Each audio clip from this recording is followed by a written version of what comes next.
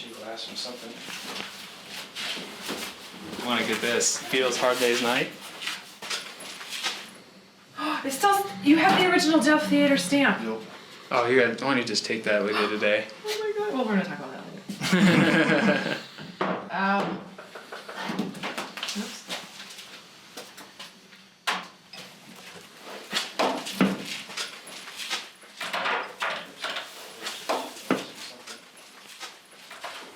But right across the street was the Nordic. Yep. It was very rare that you'd see in a town this small that you'd have two awesome movie theaters like right across the street from each other. And again, the 90s is the era of the multiplex, and no one really saw that thing being worth keeping, which is a shame. And it was always my dream, if I ever had $1 million, I'd buy that bookstore and redo it. Yeah. Make it back to the Nordic. Well, you're still working on it. Yeah. You're driven by what you can't have. You're driven by a goal. You're driven by something that has been taken away from you. You want to get it back. Those types of things are huge, like motivators. I was denied that movie theater. They killed it off before I turned 17, 18 years old. Is like, that's the cruelest joke ever.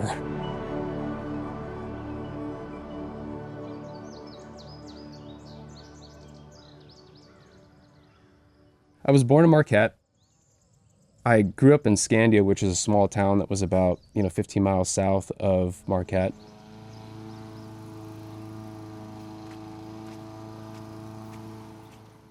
And I went to a tiny elementary school there, and then I later went to Gynn High School, which is just even further south of Scandia. We lived in a kind of a smaller home, and I think as we would drive into Marquette every day, we'd see the Delft and the Nordic's marquees all lit up.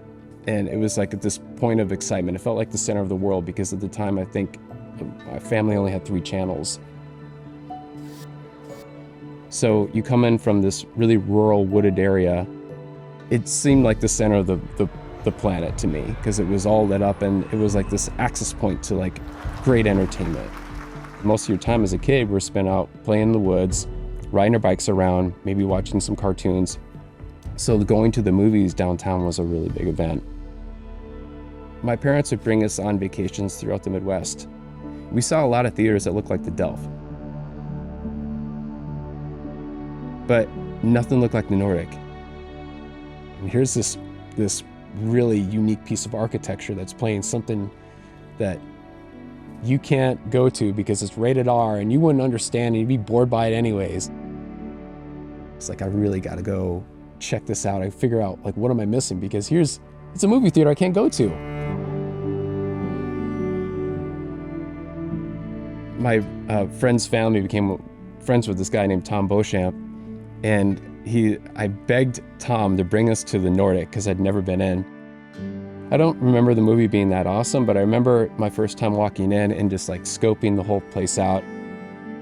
I just became kind of enamored with the Nordic. I had my future planned out of going to movies here when I was older and all this stuff. The Nordic was closing, but I didn't know when. Flipping open to the Mining Journal, it said final week Nordic. And I was like, no, it's like, this is the end. And so normally if it was Black Beauty was playing anywhere, I wouldn't go see it.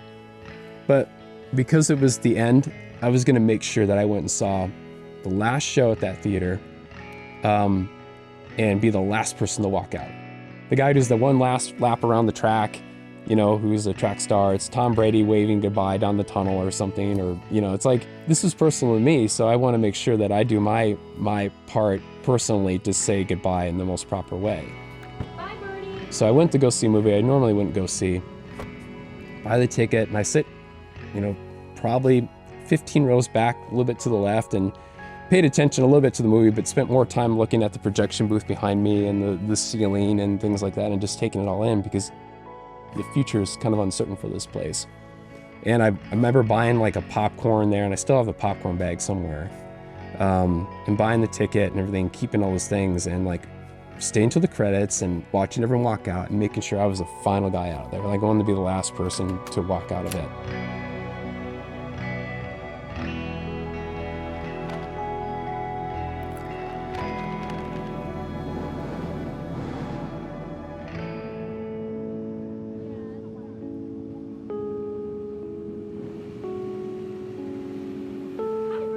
My mom, I'll never forget. She's like, how was it? I'm like, it was okay, but I made sure I was the last one out of that building, and so mission accomplished.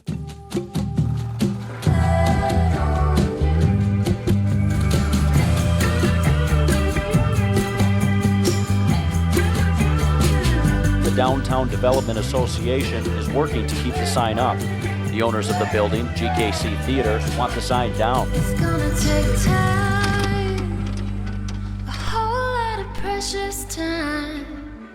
It's gonna take patience and time. In preparation for bankruptcy, Blockbuster struck a deal with most of its creditors to wipe out nearly $1 billion in debt. Right. I got my mind set on you. I got my mind set on you. I got my mind set on you. I got my mind set on you.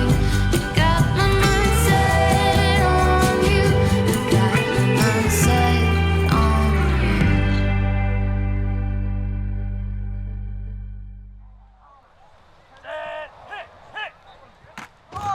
So I just had to move on with my life.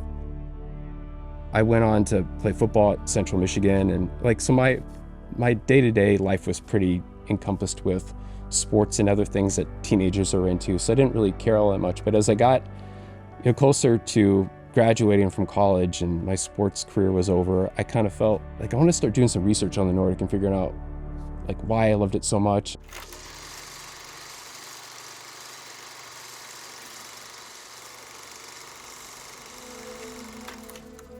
I love knowing about interesting things. Like when a movie comes out, I'm the first one who's going to go to their production company and find the press kit. I really love digging deep into things and understanding how they work, why they work, and why they built them. And so that's when my fascination with the Nordic started, was going through to the Peter White Public Library, reading all the microfiche, reading what played there, digging deep into the 1930s to see when it opened, because I had a couple photos of it at my house that I collected over time.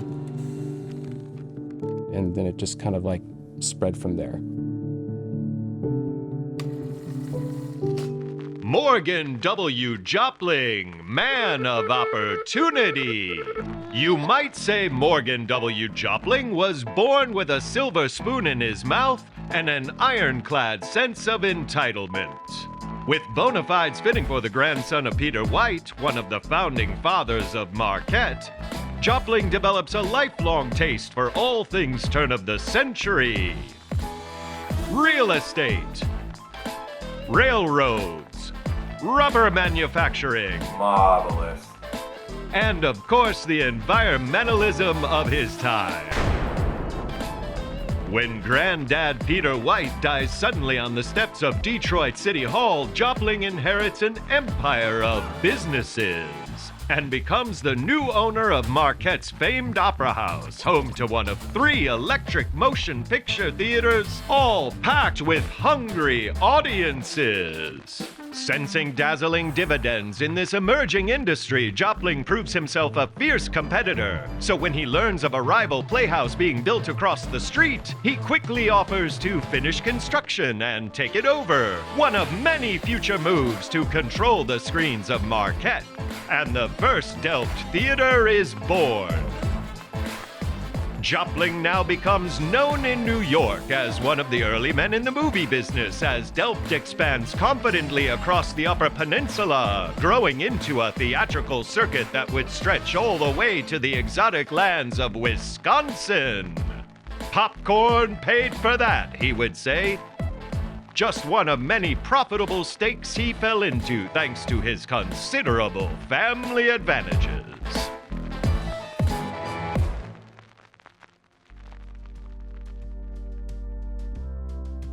So at the turn of the century, Marquette's downtown was starting to grow up a little bit. A lot of the bars that had ruled the downtown area in the old days were slowly going away, being replaced by banks and office blocks and retail stores.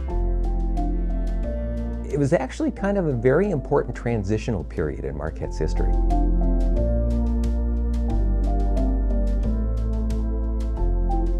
I think that there was so much product coming out of Hollywood.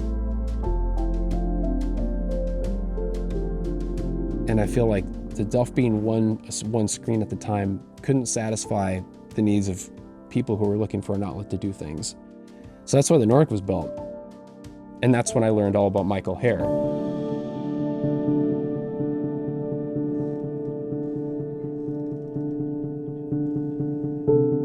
My dear Mr. Wright, your work has of course long been known to me. I have arrived at a crisis in my education. Having spent 2 years at Yale College, I felt the need of broadening my viewpoint and told the school I was going to France, where I met a close friend of yours. He told me of your theory and method of teaching architecture, and really for the first time I began to open my eyes. Sometime after I came home to finish my degree at Yale, I immediately got into a fight with my professor, but I will not give up what I believe to be the truth. I hope, Mr. Wright, that you can solve the problem for me, and if you have read this far, I thank you. Michael Meredith Herr. My dear Herr, I need not enlarge upon the contempt in which I hold what Yale, in the name of the Beaux Arts, does to the young man in architecture. I should be proud to have alongside us a young man who will not give up what he believes to be right for any personal advantage. Just wire us, and we will make a place for you. Sincerely, Frank Lloyd Wright.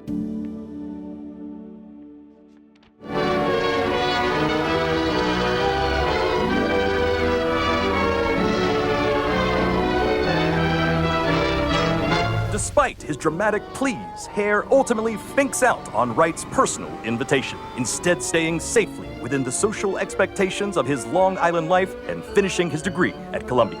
It starts promisingly when Herr is tapped to design the new Nordic Theater, a commission to reinvent the red brick building once owned by legend Peter White and turn it into the latest modern movie palace in North Country.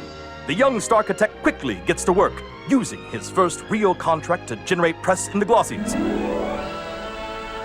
while smartly avoiding revealing the truth that he was chosen less for his credentials and more because Delft President Morgan W. Jopling was also his new father-in-law. Feeling the pressure to perform and overseeing every detail from the curtains to the ashtrays, Herr pushes for a world of tomorrow and features the future through new projection and audio technologies and state-of-the-art lighting systems, inspired by streamlined, modern, international style that he tasted in Paris. Herr's final flourish was the design for the centerpiece, 15,000-watt neon marquee. And so, after very minimal delays and cost overruns that are never the fault of the architect, the Nordic Theater opened on Easter Sunday, 1936, with a standing room-only premiere of Barbara Stanwyck in Red Salute.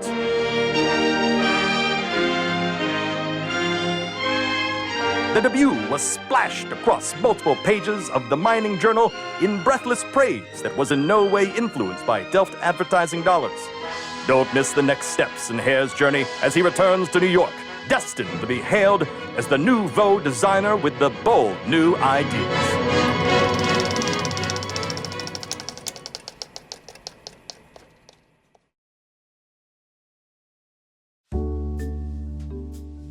Most places in the UP, and this goes from the smallest towns to the bigger places like Marquette and Escanaba, did have a theater. Sometimes it was a very small theater, but normally it only had one theater.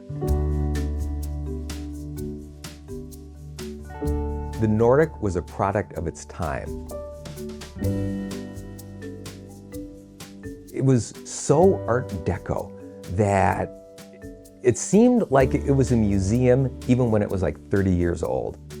Most movie theaters, they have all that ornamentation and decoration on the ceilings and things, but the Nordic was very streamlined because I think anyone can develop something pretty, but it's hard to develop something that's functional and pretty at the same time.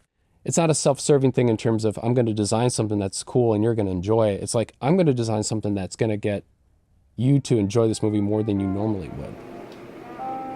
Officials of Delft promised Marquette the most modernistic motion picture house in the Middle West. And after opening yesterday, this socialite reporter declares, indeed, Novelty alone has no lasting value, according to Mr. Hare, the designer, who shared, quote, "I wanted to arouse the public and draw them in from the street to the lobby, changing the mood as they go.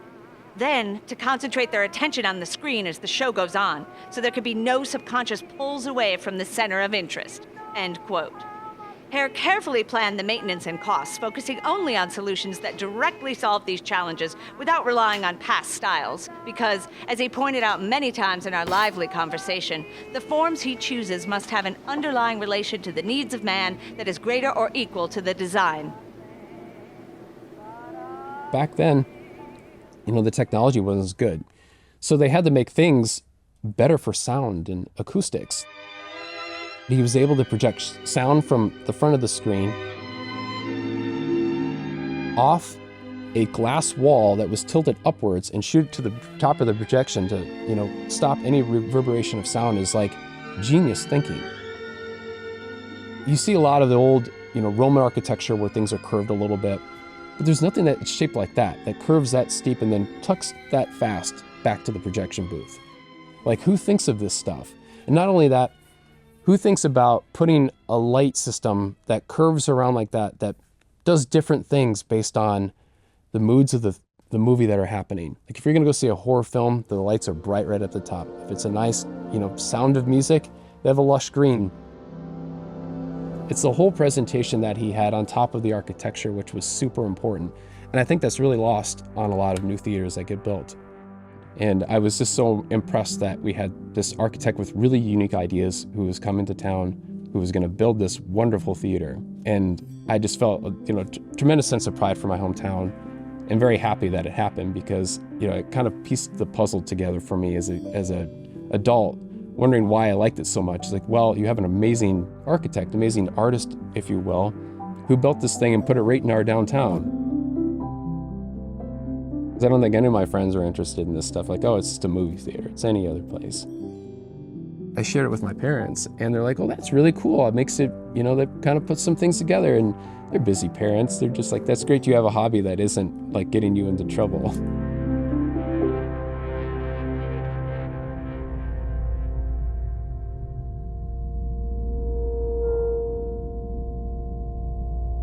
This information feels really sort of out of a different story, so how do we get this across? The only way to get it across would be to tell the facts. By 1942, Delft is thriving, they're expanding. Joplin's gone back to New York. He's got all these other businesses he's trying to run and involved in. Hare's struggling to start his career. There's a world war going on, and so one cold February morning, he invites his father-in-law to join him on the sailboat to go out on this civil patrol looking for, enemy boats off the coast of Long Island. And we don't know what happened, but according to the, newspaper, Jopling slips and falls off the icy deck. Hare, when he's interrogated by the police over the next 3 days, tells the story of how he tried to save him, tried to get help. Because of that, it seems like Hare and Jane, his wife, there's something that happens there because of this death of her father. But it's in the past. We'll never know. Well, why don't we just say that?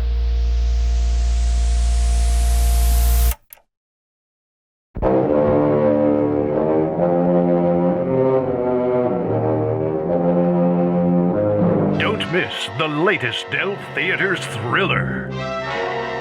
When a theater supply man uses his rays of efficiency to transform losses into profits. After the shocking death of Delft President Morgan W. Jopling, the board quickly recruits a killer executive to push paper properly and help drive the chain's growth. If Jopling had been Delft's wheel, John B. Schuyler was now its grease. And this Wisconsin pencil pusher immediately starts sharpening. We've recently pivoted to a modern integrated network of theaters, drive-ins, and affiliates across the UP. This is all to diversify profits and mitigate losses, of course. giving us the maximum control from projectors to programming calendars to the popcorn. That's the kind of efficiency the studios will never let you get away with. They have the control locked up like Fort Michilimackinac. I like you, Fred Florence, and I like your brother Paul Florence too. And after I move Delft headquarters to Milwaukee, I may even sell you some select theaters to help you stake your own claim in the business. But first, I need to run the company from 1942 to 1967. Italian Yooper brothers make their move. New locals to now run Delft Theatres Marquette. Stay tuned for what dangers lurk ahead. That's what I'm afraid of.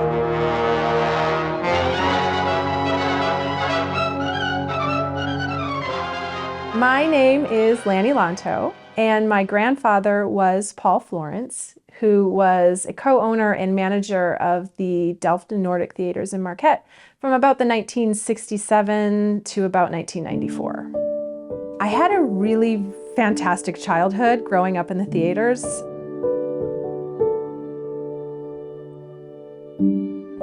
My mother, Lynn Florence, Paul's daughter, was also a manager at the theaters.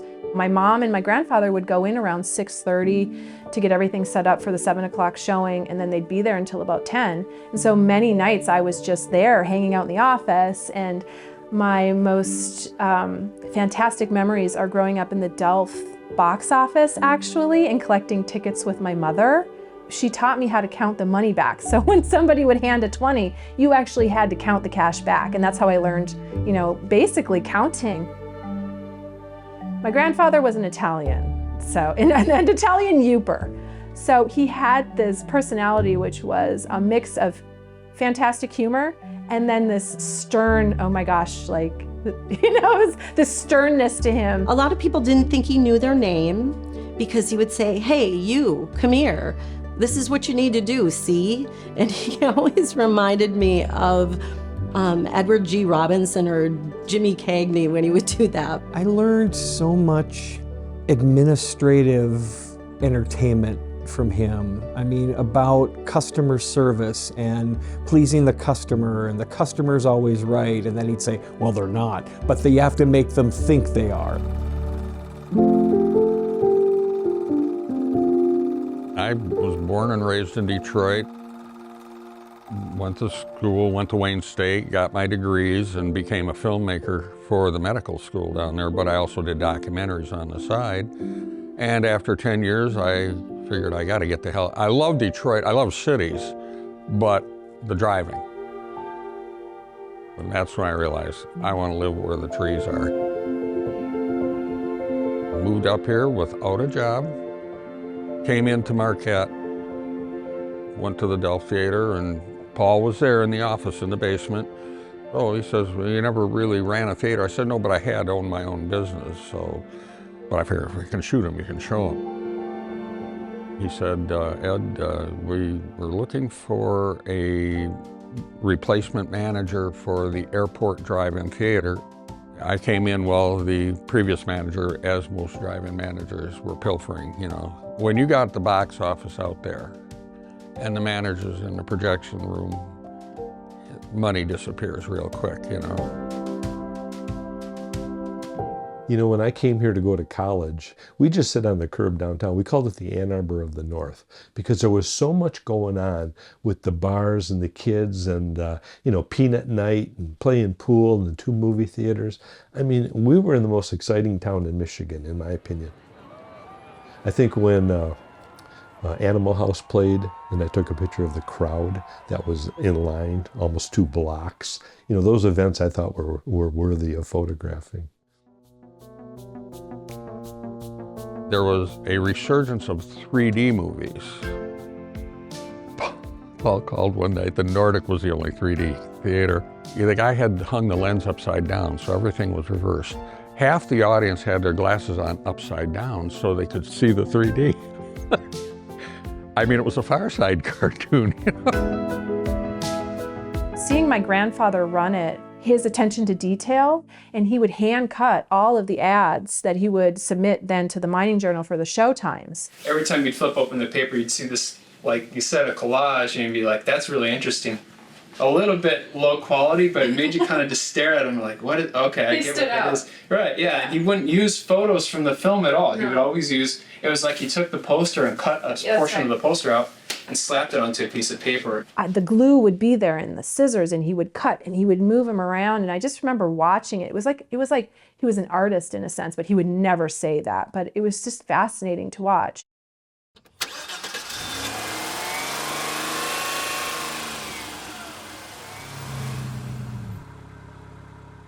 I don't make movies, I show them. You're making the movie. I was an usher in 1963 in Marshfield. I always tell people, yes, I used to clean the urinals, now I own them. I worked there till I went in the Army with the Vietnam War in 1969. I was there for 2 years, flew back to central Wisconsin. Within 2 days, I was back working at the theater as assistant manager, and then I became the manager. I was like 24 years old, and I had just bought the theaters.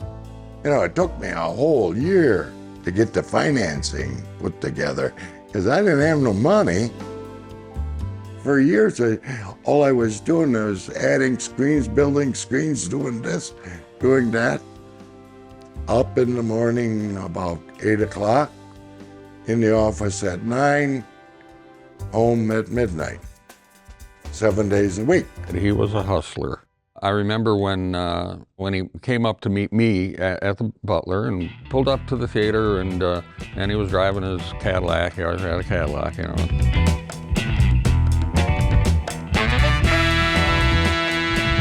Sometimes I told him I was coming. Sometimes I didn't. I had a great team.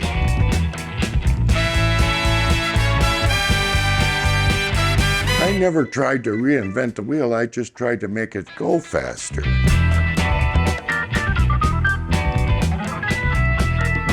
I paid attention to what other people were doing. I see the numbers, I said, somebody's flim-flamming somebody. It's a great business. I was a workaholic. It was my whole life.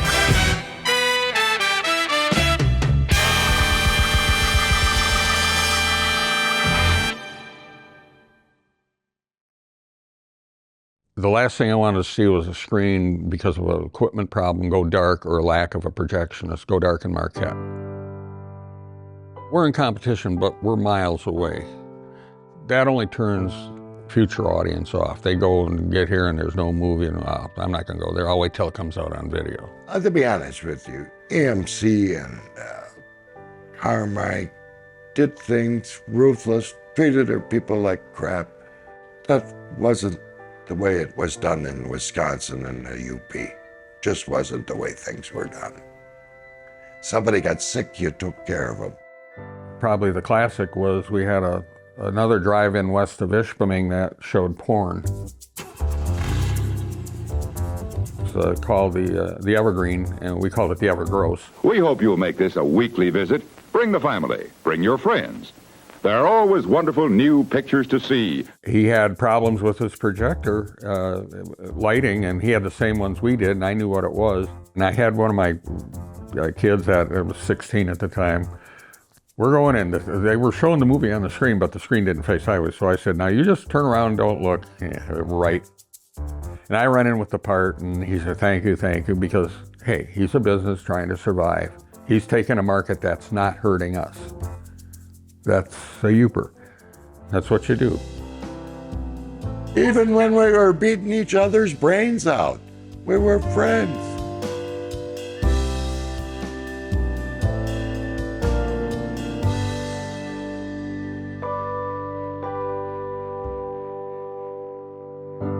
By the early 1980s, actually downtown Marquette was in decline.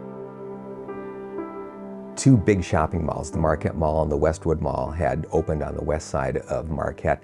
And there are a lot of the merchants who had populated downtown, a lot of the chain stores, a lot of the locally owned stores had moved out there. You know, I have to admit, downtown was not a very cool place. Movie theaters, though, however, did stay open, if only because I remember going to see Star Trek III: The Search for Spock at the Delft Theatre while this was all happening.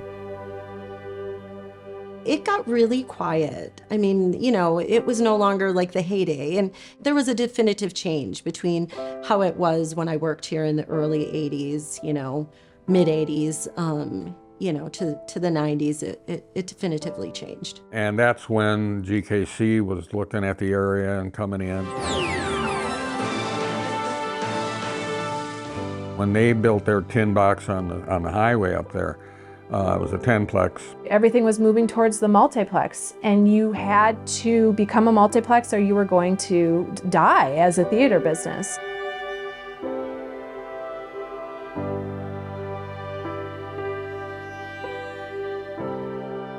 To the independents, it was like an invasion happening.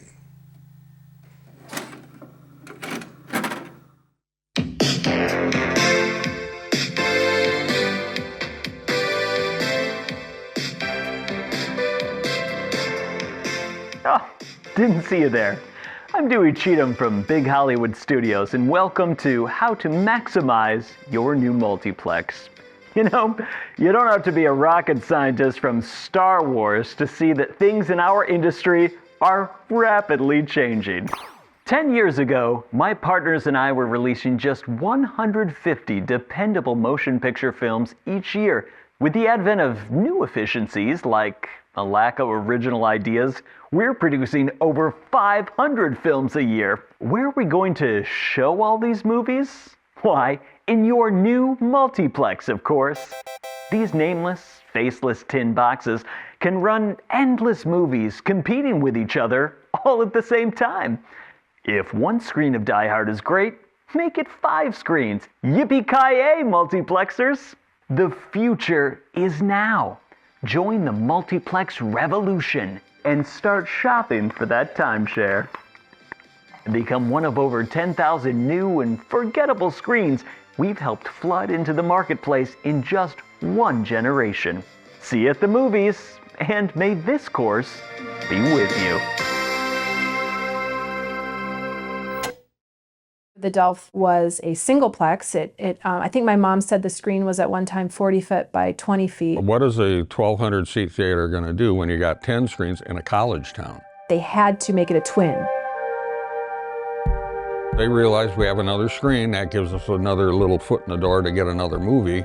And rather than having, you know, 2 prints go up to the GKC, get one down here. Well, GKC fought that like hell because the college kids could ride the bus for free to the Delft. And how in the hell, unless they know somebody with a car, the buses didn't go up to the GKC. Up here, when the new 10, that's when you could say the fan was hit, you know, something had to be done. The times were changing.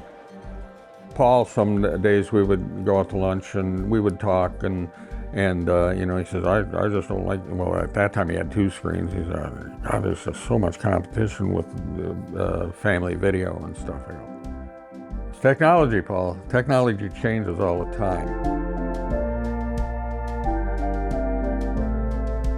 All I really know is that the decision was made when the pressure came on to have to become a multiplex, to go from that small independent theater to a larger theater. All I know is that a decision was made to sell the theaters. And that's when Paul Rogers came along and gave them an offer that they couldn't refuse. Well, I said, well, maybe I can redevelop what's up here and we'll get 1/3 of the pictures. And if I do it right, we'll get the bigger 1/3 of the pictures. And we did. The Nordic looked tired and was tired. I remember you would walk in and there was this mirror that was cracked. And I always wondered, like, how long was this thing cracked? Like, why isn't it being replaced? And that's always kind of like a sign of things are not going great. I didn't know at the time that I was going to close the Nordic. I didn't have any idea. Till I got involved and got my architect involved, did some research on the building and the building codes and all that, and that's when I decided that the Nordic could be sold, and that would make the more success for the Delft. We were on a mission to save what we could. It wasn't like this is going to be the glory years are coming back. What can we save for movies downtown?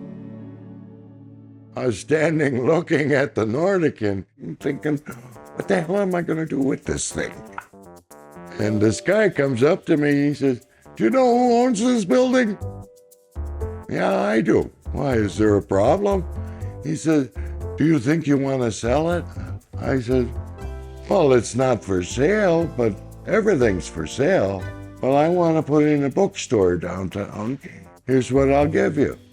Why don't you let me think about it? I says, I won't keep you waiting. I understand you need to get this done, but you don't do anything for the next 6 hours, and I'll let you know. I didn't want to say to the guy, I'll take it. I wanted at least to have a 6-hour window before I grabbed the money. Basically, the Nordic problem for me was resolved.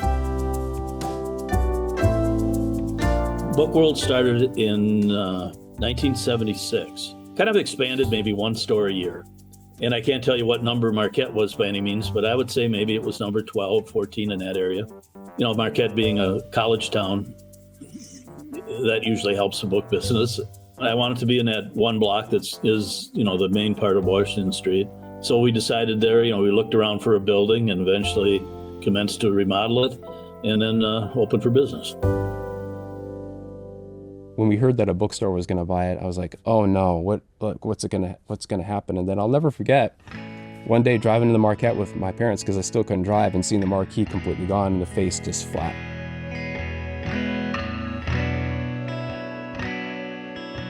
When Book World went in, first thing that the owner did was take the marquee down, right?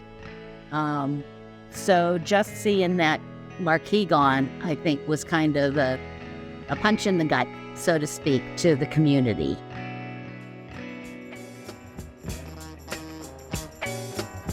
Part of the reason why I bought the Delft was I figured I could make a classy theater.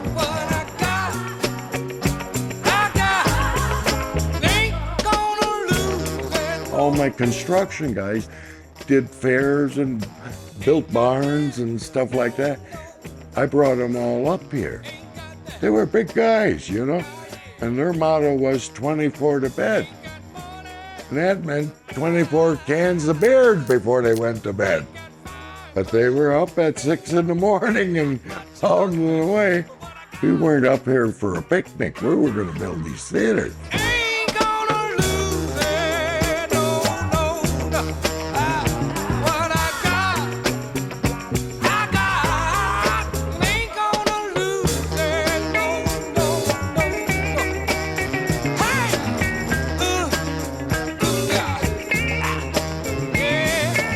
We did that whole project, I bet you, maybe 2 months.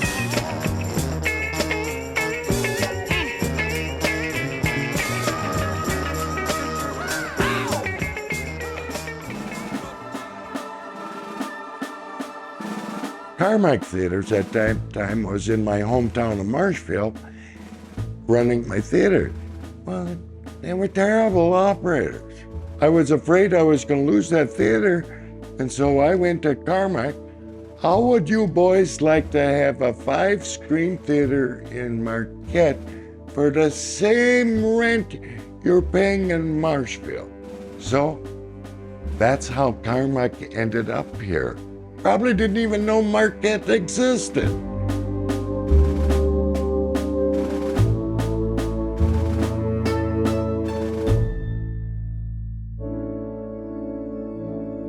My friend called me in 1998 and asked me if I wanted to be an assistant manager, help him out. So I said, yeah. And then kind of been in ever since. As assistant, you do everything. projection. You had to learn that. Would get your movies in every Monday and you make the times for the weekend. So, there's a certain way you want to do times because you don't want too many people coming at the same time, so there's a way about it. Orders and inventory, it's a lot to it.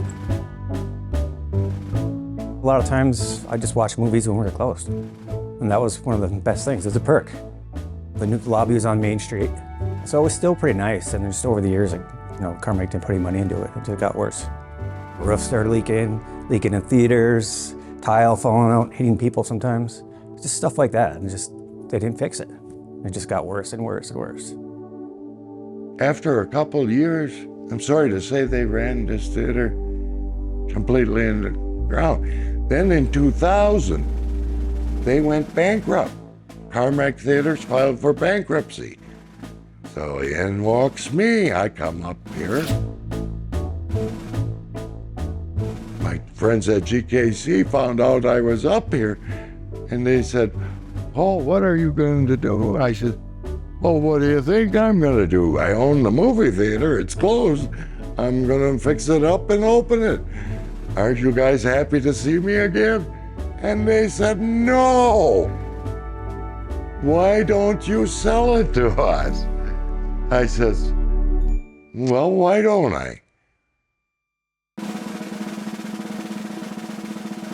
And I got a premium price, and I was gone.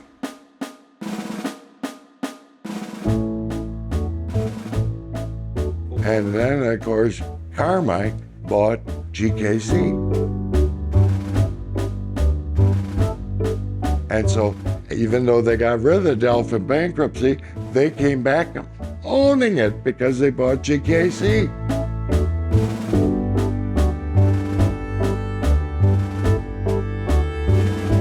I remember the marquee, they were going to take it down. It was GKC. Then people in Marquette, were protesting against it. There's people outside of the marquee.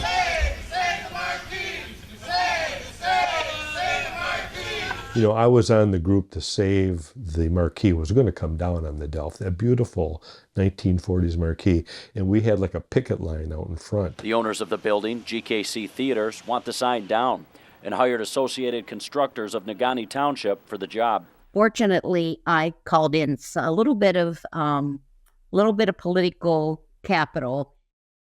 I knew the contractor that they had contracted with to take the marquee down, so I called him.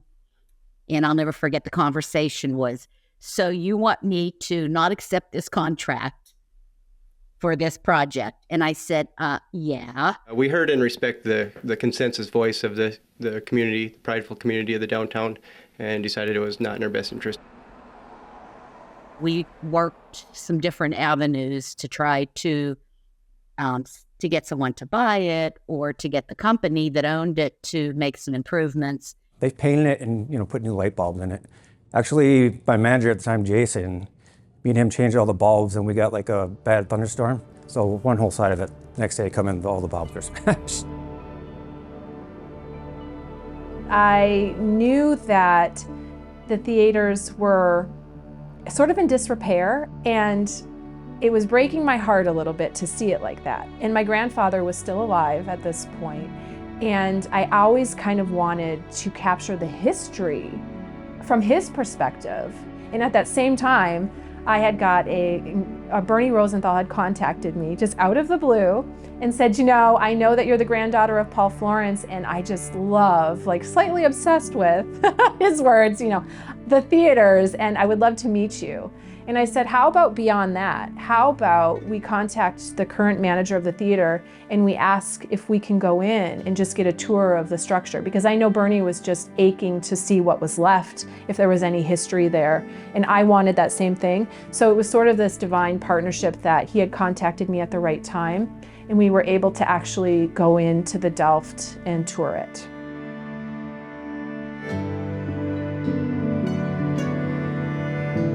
I knew we were in trouble one day in the summertime. Me and my boss were working, and in the summer you have 4 sets. The 1, 4 o'clock, 7, 9 o'clock. And not one person showed up the whole day. And that's when I looked at my boss and said, "We're gonna lose our jobs."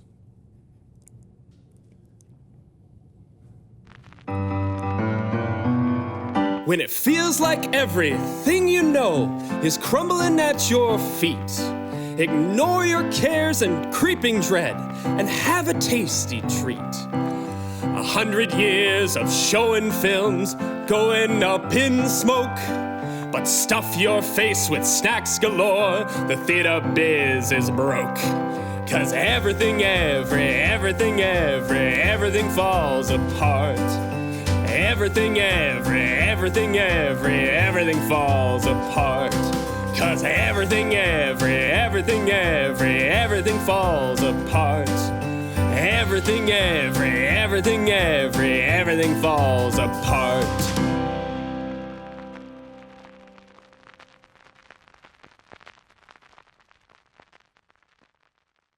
The thing was, like, I always wish I had like a ton of money to just buy the building from Bookworld and restore it. And say, like, I'll buy you out, go build somewhere else, go to the mall. I'll take this building over and do it justice again and bring it back to downtown. I could walk through the doors of that bookstore and, know that, okay, this is where the concession would have been, and this is where the box office would have been, and back here is where, this would have been row F, so to speak. They had dropped the ceiling, so like there's no real remnants of a theater there at all. But one thing I did notice is like how narrow the building felt when you walked in. I was like, really, this was a theater? Because it feels like the walls are so close together. How was this a place that people saw movies in? As you see, like, Amazon.com came out, people were buying books online, and I felt like if Bookworld wasn't going to do that and make the shift to any sort of online sales, then there was going to be an end at some point for that. In the late 2000s, really, Amazon started to take a stranglehold on the book market. But Bookworld adapted, and we made a lot of changes to modernize, to expand our product line, to really try to prepare for what prepare and react for what we're dealing with at the Amazon. What happened is we had probably about a third of our stores were in shopping malls. Really, your national mall anchors, your Sears, your JCPenney's, et cetera, start to go out of business. Just mall traffic coming in the shop, we lost that almost overnight. It was so quickly. It was the great retail apocalypse. And people who had just moved to the community, I pointed out to them, said, that used to be a movie theater. And they're like, what was? I was like, that building. They're like, really? I'm like, yeah, it was a single screen movie theater. And I'd say, someday this is going to be a movie theater. I know it. And I would just kind of joke. And it was like everyone forgot over time, but I didn't.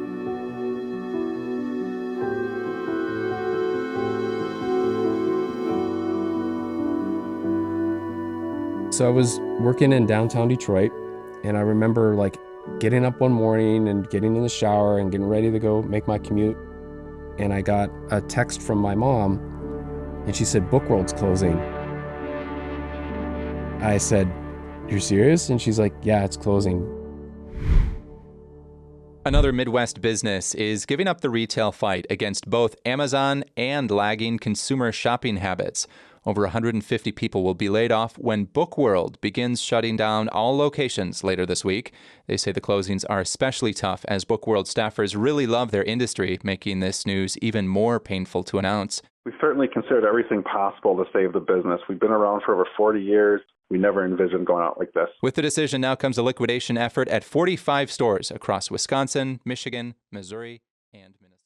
So at that time, we decided to close the business. It was unfortunate. Really, it was probably the worst day of my life, making the announcement that we're closing to at least some of our staff. I immediately started kind of getting into action with it and trying to figure out, okay, so what is it going to take to like make this a movie theater again? Like, what are we going to have to do to make it happen? Like, who do we call? Who do we talk to? Do I talk to people who own movie theaters already? Do I try to find financing through the state? How much is this building? All these things that would kind of go through your head when you're trying to like eagerly grasp at getting something. Your brain starts going crazy and you're like, I really need to like make this work. I do remember getting these frantic messages from Bernie, it's going up for sale, we have an opportunity. And I just remember thinking, gosh, I'm already so overwhelmed. I run 2 nonprofits in Marquette myself, and so I'm already overwhelmed with everything that I've got going on. I don't know if I can invest in like what it takes to buy that building? Yeah, I just went through the process of starting to call people. I called the people who own Book World. I called Mona Lang. I said, we got to figure out a way to like make this work and bring the Nordic back. How are we going to make that happen? He was very determined. And he was, he basically had tunnel vision with this Nordic theater. At some point, I was like, you got to put on your big boy pants and try to make it happen for the community. You got to step up and do something, because I think a lot of us, especially guys who get to be 25, 30, we're working these 9-to-5 jobs. My wife and I just had a son, so we were just in the middle of like parenting, and we don't have a lot of bandwidth to do things, but I just felt like this is something I've wanted my entire life, is to reopen this theater and restore it or do something with it. And I got to make time to do it. I got to make it happen somehow. What is it going to take? And I think it would hurt me more if I just sat there or just thought about making it work, but not do anything about it. I met Bernie Rosendahl after I taught full-time. I was an English professor at NMU. I'd never heard of the Nordic before, but through Bernie's fascination, love affair with that particular place, then it became myopic on the Nordic. It's all about the Nordic. We're going to make this thing happen. Bernie is an old soul, and he has this love and passion for these old theaters and how they bring a community together.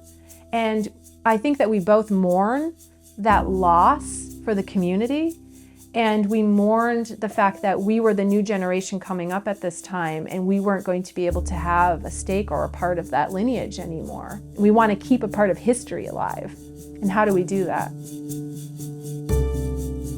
Bernie was exemplary in making connections nationally and really sort of strategizing and like big strategic vision. I started calling people who own movie theaters all throughout the country, a lot of art house cinemas, a lot of people. I specifically went to people who own single screen theaters.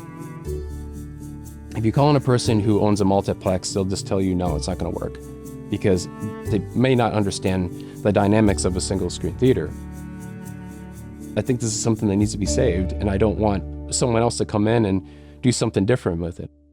According to the Nordic Theater Advisory Board, plans have been in motion since November to purchase the building and reopen the cinema. We're aiming for a very close reproduction of the Nordic from 1994. We'll be making enhancements to the lobby and parts of the auditorium, but the marquee will be exactly the same. We just feel like the place has still the original good cinema bones, and we're excited to see it sort of resurrected to what it once was. The group says they want the building to have an inviting atmosphere. What I envision for this space is actually a kind of atmosphere that would encourage coming early, grabbing a beer, staying after the film and having a conversation about what you just saw. I had contacted Dax Richer, who was an architect in town, because I knew him from my childhood. I wanted him to help be the person who was going to restore it and redesign the auditorium and things like that.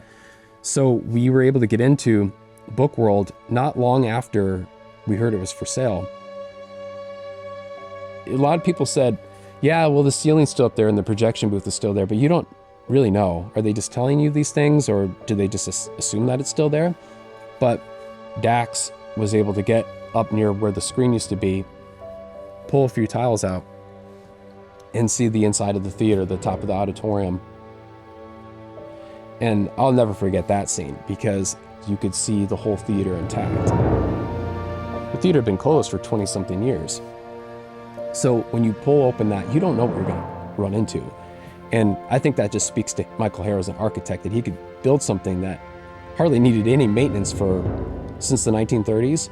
And you pull the tiles open after 20 years of neglect, and it's still there in one piece. It was phenomenal to see.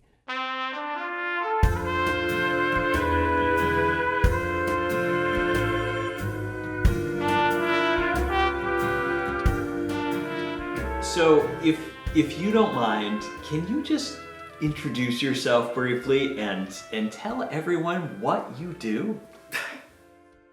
I am an associate professor of kin Burnsology here at Lower Northeastern Upper Western Michigan College, and my specialty is wrapping up complex biographical subjects for documentary films.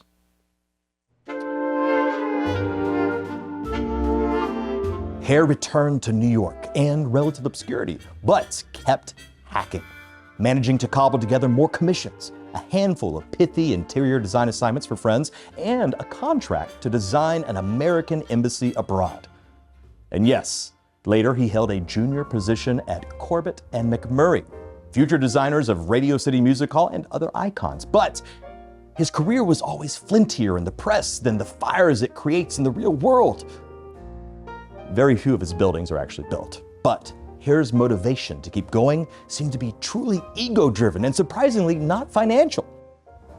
Hare ran through his own fortune, then his wife Jane's, and finally he abandoned his architecture career entirely, instead beginning a singular pursuit of his own theory of everything, a project he chased for the rest of his life as he struggled to combine science, religion, art, and the cosmos into a perfect case for the idea of a multiverse. But I'm guessing you saw that coming.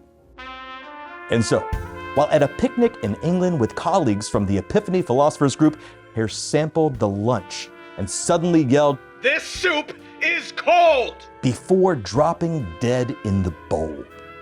And that is a verified fact which I could not have made up. To the best of this actor academic's knowledge, the recreation of the Nordic and the Union Hall Theater in Madison, Wisconsin are his only two works left standing in the world. And so there we leave him, buried in Cambridge, 1968, somewhat estranged from the world that launched his aspirations, but in hot pursuit of ideas until his final bowl of soup. So, I hope that was helpful.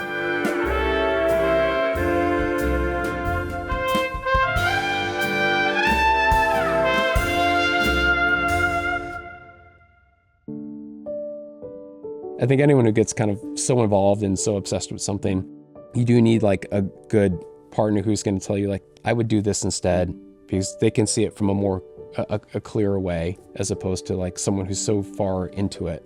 She's my wife and she's supportive, and that's great. And she wasn't telling me to stop. She was amazing in the whole process, like super supportive, knew that it was what I was all about. And, knew that it came with like being married to someone like me who's like very passionate and not crazy emotional, but very passionate about, making things work and making things happen.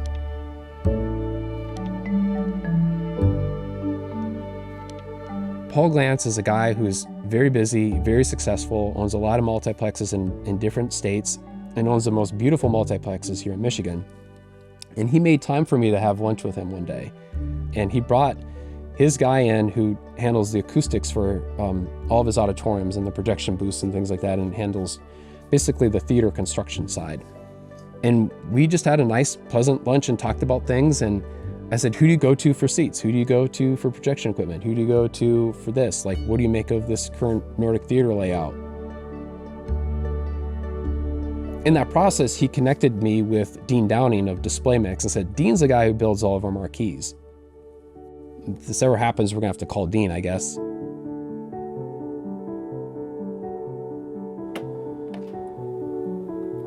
I met with Peggy Fraser, who was part of like the Lake Superior Theater.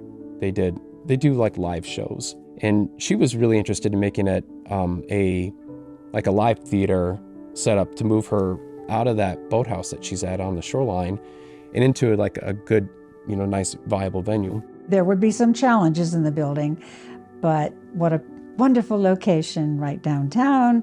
And that's, of course, been one of our goals, too. In addition to bringing live theater to the community, is to keep our downtown alive and economically viable. The issue is that when we started inspecting just the general shape of the building, it didn't really work really well for live theater because it was so long and narrow. It didn't have wings like you would need. And she also was one that felt like the cost of the building was way too high. If it's not going to work financially because you've paid too much for it, it's not going to be a good outcome. And after consulting with a lot of single screen theater people down here in Lower Michigan, they're like, yeah, this is not going to work. If you're going to sell tickets at this price, concessions at this price, and hope to get memberships, this theater needs to be a lot cheaper for you to make it work. And until they drop the price, you're kind of out of luck. a lot of people like, who's this guy with all this passion? And like, he comes out of nowhere and calls me and tells me about this stuff. So for a while I felt like, what am I doing? Like I'm coming off as a, coming off kind of crazy to people. Oh, I remember getting frantic emails from Bernie.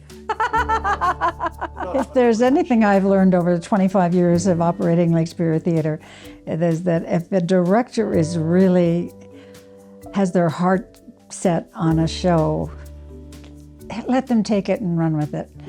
And with Bernie, there was somebody that had his heart in the Nordic. Mark was basically the contact person for anybody that wanted to look at one of the buildings we were selling. So he was probably initially in contact with Bernie, and then eventually I got to talk to him several times. But yeah, I dealt with Bernie quite a bit. I knew he had a challenge ahead of him, for sure, which not a easy challenge, but I felt like eventually, like, honestly, something's got to give. He's so interested and so into this, and he has so much passion. Something's got to click. I was somewhat skeptical, but we were trying to sell it, so we would listen to anybody. We stayed quiet, and we'd get calls from the guys at Book World once in a while, say, hey, like, what's the status with your project and things like that. But you didn't want to get on the phone and get into an argument with them and say, hey, it needs to be this, and drop it to that, because they'll just hang up the phone on you. And you just want to be cordial and keep the conversation going. You don't want to give up. At the same time, you got to be straight with them. So, in all fairness, they were overwhelmed with a lot of issues going on at the same time. It was not as if they could just focus on this one building. I have this desire to make it work, but I'm missing the key component. And we've got all the photos in the world of the exterior of the place, but I've got nothing of the interior. Because I would search Nordic theater blueprints or Marquette theater blueprints over and over again, just trying to find anything.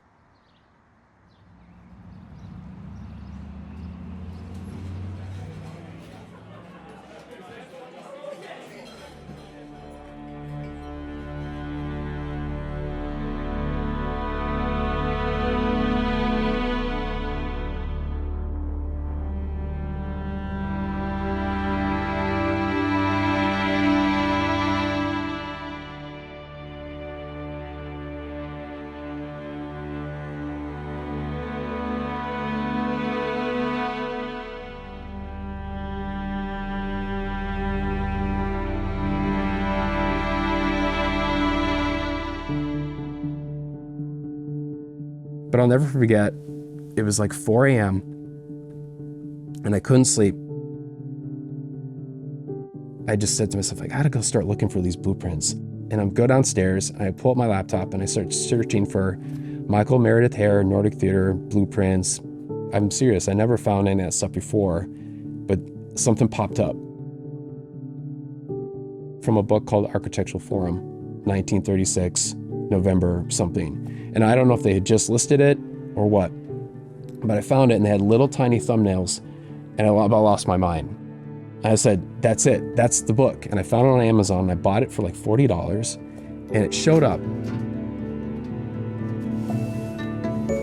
And I remember my wife and I were about to go to a movie, of all things, and it showed up in the mail, and I was like, this is it, we got it. I think this is, like, I got photos of the auditorium, but when we opened up the book, there it was. There was the blueprints, there was the facade of the building, there was a photo of the ticket booth, all these missing pieces, never able to get my hands on, that no one else had. How often do you get up at 4 a.m. and have the answer given to you? So I don't know if it was Michael Hare speaking to me from the cosmos or wherever he is at, but now I knew at that point that this could be a reality. We could hand this to someone and say, this is what we want. This is how it can be built.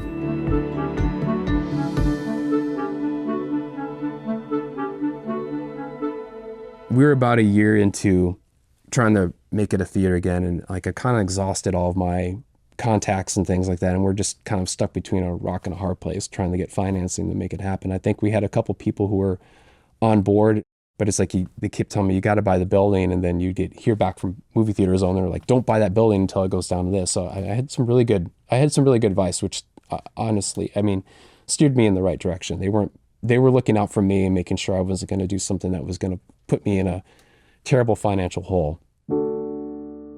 I think the thing that was breaking my heart was just the cost of stuff. Once you start poking around and asking how much a 4K digital projector is and how much a marquee is going to be, those types of things start getting like making you feel real down. Even though like you'll talk to some people and they'll give you like, well, hey, we'll give you a grant for $50,000, but that doesn't get you anywhere, especially today. The idea of it was really great, but at the same time, like the reality of it was becoming like narrower and narrower. And it was just really, like, it was a tough pill to swallow, but you just keep thinking, well, I got to keep forging on. I got to keep going until this is no longer something that's feasible for me to work on anymore. It's like, or the dream is done. You do feel very alone when you're trying to take on an endeavor. And I do know that it was, if he won't admit it, I know it was a struggle emotionally for him. We were just at this place where we just had to wait it out and see if they were going to drop the price. What happened, and I'll never forget it, I got a call from the MDDA and they told us, did you buy Book World? And I said, no. And they said, well, it just got sold.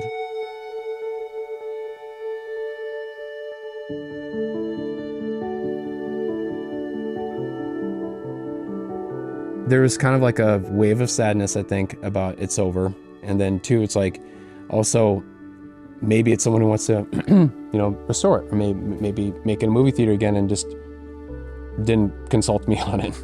So I was hopeful, but also very upset, but also maybe relieved in a way that said, okay, well, it's time to move on to your next thing. So I waited a little bit and I called Mark DuPont and I said, hey, I heard your building sold. And then that's when I found out it was Ann White. You want to go first? No, you go. So I actually grew up here. My parents relocated here when I was about 2, and my dad was following his hockey coach around. Played for the Iron Rangers. I graduated and I could not find the city limit fast enough. I was a nuclear engineer, worked all over the country, all over the world, and when I finally started coming back here for visits, when I'd come downtown, I'd walk by this building and I'd look at it and I'd be like, is this the new building? Wasn't there a theater here?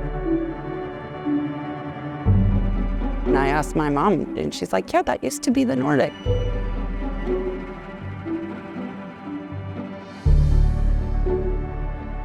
I grew up in Denver, and we actually met working a little project. We were both married, but not to each other. And so nothing really ever came of that. We met back up on a job again in just south of Buffalo, New York. And that's kind of where things took off between the two of us. And called me up one day and said, hey, I'm having a bad day. Do you think we have enough money to retire? And I said, well, yeah, I think so. Why? She said, let's go open a distillery in Marquette. And I said, wow, that sounds like a lot of work. Oh yeah, that's gonna be a lot of work. I said, that doesn't sound like retirement, that sounds like a career change. So I got Ann White's number and I held on to it a little bit, but I Googled her first to see like what she was like up to. And I noticed that she had done a Zephyr wine bar in Marquette. I said, okay, she's got like a thing about restoring buildings, which is good. That's a good thing. 2, I don't know what she's doing.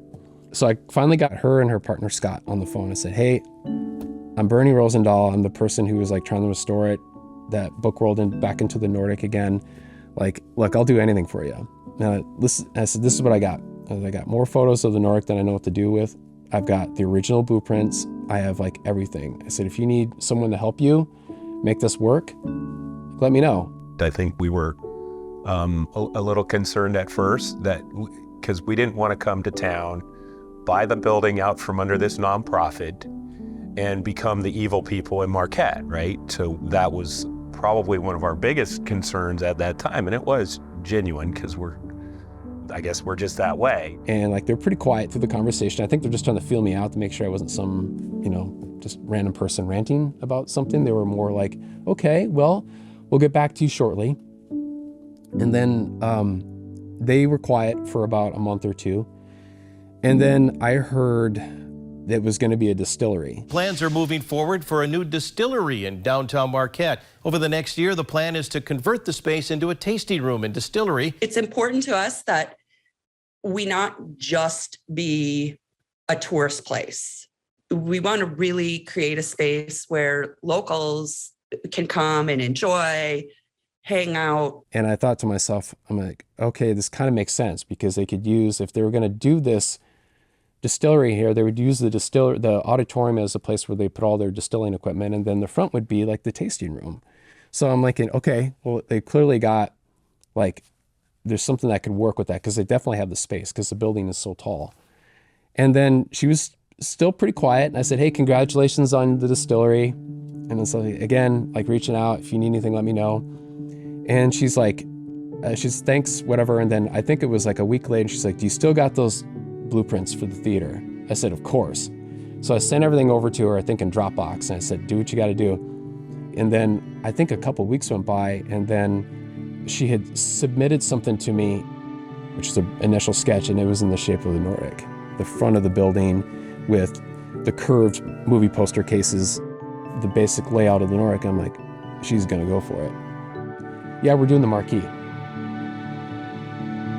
I went and told my wife.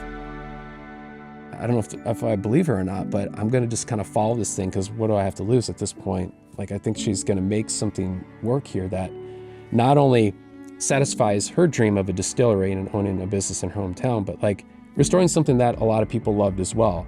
He was so gracious and so helpful and so into it. And he has been very, very important to, he designed the whole marquee. That was all him. I remembered that Italian lunch. I kept Dean's name kind of in my Rolodex, and I was like, if Paul Glantz trusts this guy, then I should probably trust him too. I went around and looked at, marquees that he had restored, things that he had built, taken photos, sent those back to Anne. You don't get a redo on this marquee. You got to get it right the first time. We started looking at old photos of it. Dean started educating us on like newer materials to build it, because if you wanted to put it together in stainless steel and neon, it wasn't going to last very long. The neon bulbs are going to burn out, the stainless steel was going to rust, and you're going to end up with a $200,000 marquee that is in disrepair in 15, 20 years. So the best bet was going with new materials, doing LED rope lighting to mimic the original marquee. It was a year-long process of getting this marquee right. It was going up to the building and seeing the old brackets where the marquee used to hang, and thankfully no one removed those, so we could measure those brackets perfectly and give those details back to Dean so he could construct it exactly how it was. I even used like some of my Photoshop, Adobe Illustrator design skills to grab the font that was off the marquee, the Nordic that curves around the side, bring it in and trace it correctly in Illustrator and create a vector file that I could then hand the Dean, and he could get the font perfect. Back and forth, looking at details, looking at color swatches. We went to Sherwin-Williams, we grabbed about 30 different shades of blue that matched the original marquee, and we put them out in sunlight. We put them out when the sun was going down to get an idea what they look like, and it came together perfectly.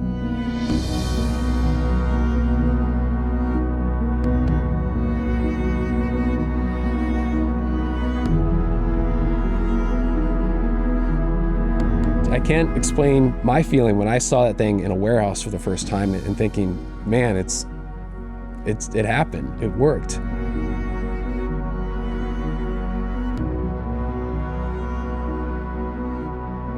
In a time where so much stuff is knocked down, very rarely do you see things rebuilt.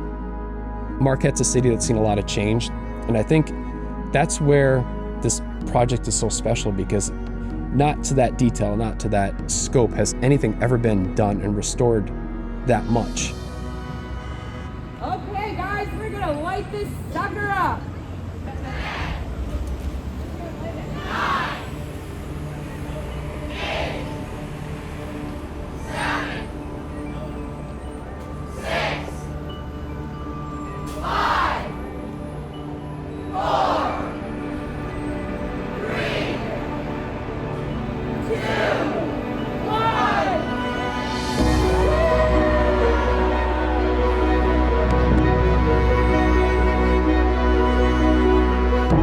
I felt my heart kind of do a little pitter-patter when I saw that facade up there, I won't lie. Well, nostalgia is a very powerful instrument, and whether you grew up with these theater marquees or whether you had your parents or your grandparents tell you about them, obviously they hold a special place in your heart. The most fascinating thing about it was that not long after it was installed on Washington Street, I remember reading a comment online where someone says, "It's good that they found the old marquee and were able to restore it."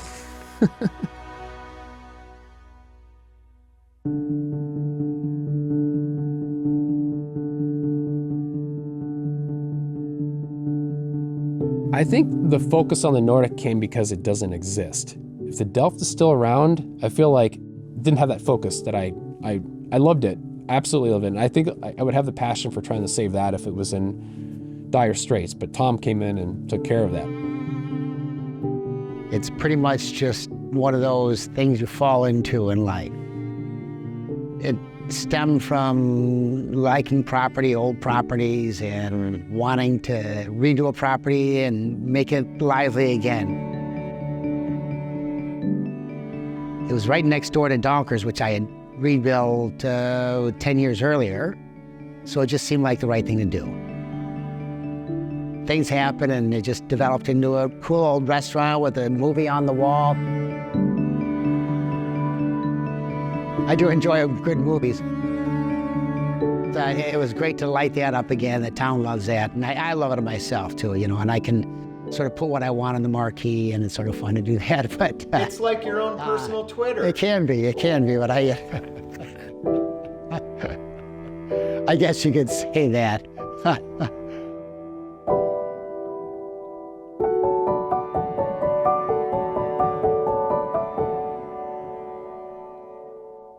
How can you beat what got built? So I think every day that I met Ann White and I connected with her and Scott, because I feel like without them, none of this would even be a possibility at all. Our labels, our branding, all of that came from him.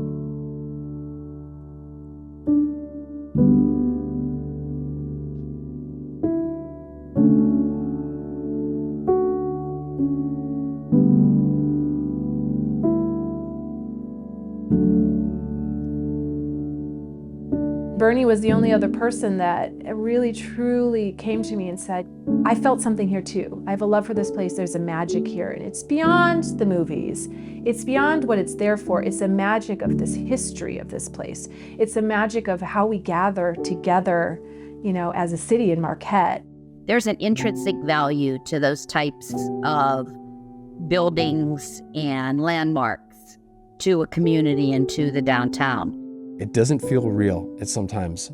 It was gone for so long that when you see it back up, you feel like someone's holding a photo of it in front of you, and then they can take it away at any time. And only when you're there looking at it from that close do you realize that this is a reality and that it happened. This will be the last question. Do you still dream about saving the Nordic, Bernie? Be honest.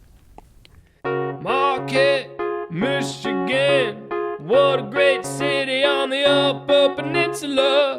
Oh yeah, good old Marquette, right there on a Lake Superior. Good old Marquette, what a wonderful place. It's the greatest city in the whole entire world.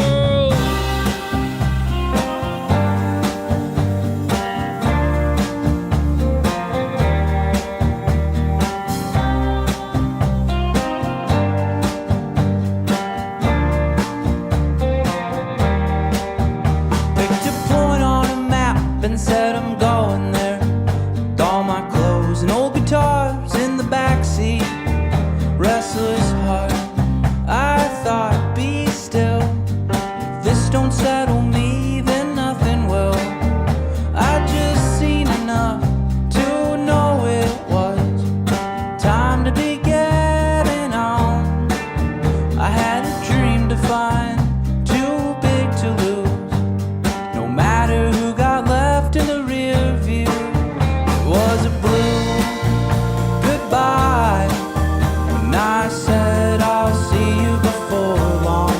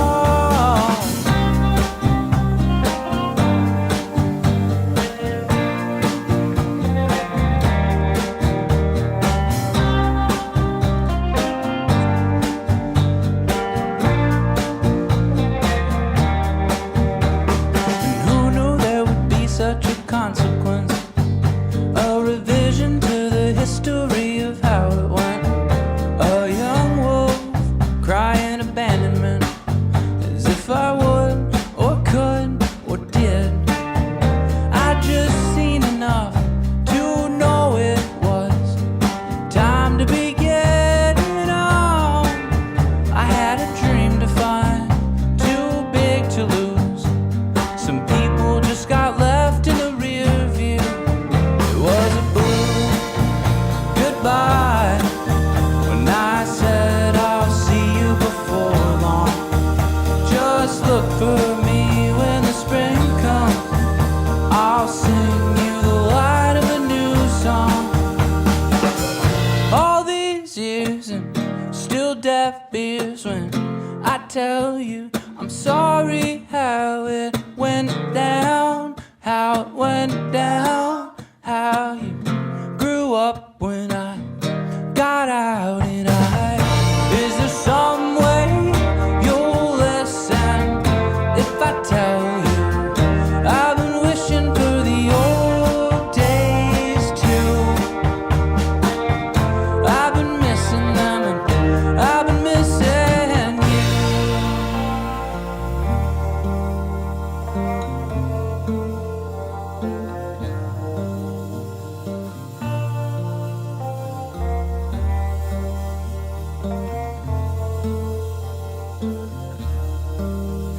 was a blue goodbye when I said I'll see you before long. Just look for me when the spring comes. I'll sing you